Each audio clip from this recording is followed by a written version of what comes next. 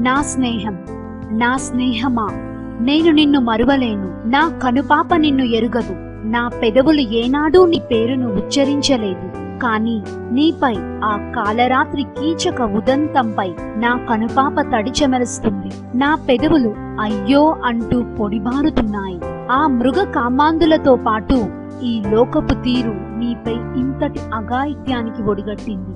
క్రొవ్వొత్తులలో క్రొవ్వును కరిగించి నివాళి అర్పిస్తున్న ఈ లోకం బండరాయిని తలిపే మనస్సును కరిగించుకోకుండా ఆ రక్తపు మడుగులో నీ రూపాన్ని చూసి పాపం అంటూ జాలి మాటలతో ముఖం చాటేసిన ఈ మనిషి మృగాలను చూసి ఆడదానిగా కాక రక్తమాంసములు మాత్రమే కలిగిన మనిషిగా సిగ్గుతో లభించుకుంటున్నాను.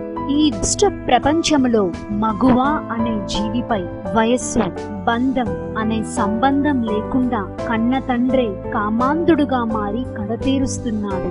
అండదండగా ఉండాల్సిన అన్నదమ్ములు అందని లోకాలకు పంపిస్తున్నారు. నేను ఆడదానినే అని మైమరిచిన మహాస్త్రీమూర్తులు ఆడవాళ్ల యొక్క శరీరపు ముద్దను రాక్షసంగా మగ మృగాల నోటికి రక్తపు ముద్దగా అందిస్తున్న ఈ భయంకర నీచాతి నీచ ప్రపంచానికి నీ ఆయువు ఆయుధం కావాలి. మమ్మల్ని ఏ భగవంతుడు కాపాడుతాడో అని ఎదురుచూపులు పోవాలి. నగ్నంగా నీవు అనుభవించిన నెత్తుటి నరకం, నీవు కార్చిన ప్రతి కన్నీటి బొట్టు కామాంధుల పాలిట పాసంగా మారే కాలం వస్తుంది, తప్పక వస్తుంది. ఇది తథ్యం, ఇదే తథ్యం.